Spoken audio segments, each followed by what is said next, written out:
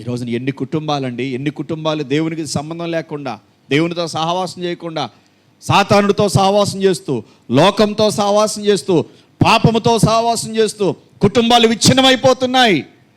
కుటుంబాల్లో సమాధానం లేదు, కుటుంబాల్లో నెమ్మది లేదు, కుటుంబంలో శాపం వెంటాడుతూ ఉంది, దరిద్రం ఏళ్తా ఉంది కుటుంబాన్ని.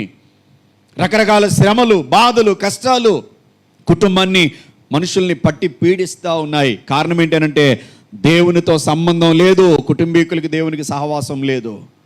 దావీదు అంటున్నాడు, దయచేసి నీ దాసుడునైనా నా కుటుంబము నిత్యము నీ సన్నిధి ఉండినట్లుగా దానిని ఆశీర్వదించుము.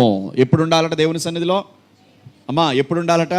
అప్పుడప్పుడు కాదు, ఏదో సొక్క దిగి పడ్డట్టు కాదు, అమాసకోసారి పున్నానికి ఒకసారి అన్నట్టు కాదు, 6 నెలలకు ఒకసారి కాదు. కొంతమంది ఉంటారు, రండి రండి రండి అని పిలిస్తే అమాసకు ఒకసారి వస్తారు, పున్నానికి ఒకసారి వస్తారు చర్చికి. రండి రండి అని పిలిస్తే కొంతమంది భక్తులు ఉంటారు. ఎట్లాంటి భక్తులు అంటే పండగ భక్తులు.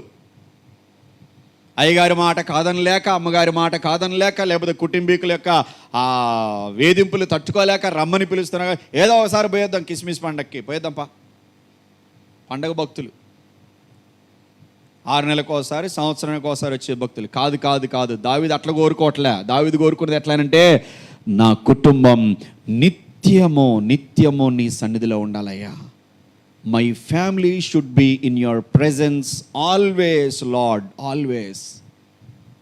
నా కుటుంబం ఎల్లప్పుడూ నిత్యము నీ సన్నిధిలో ఉండాలి దేవా. అదే ఆయన కోరుకునేది.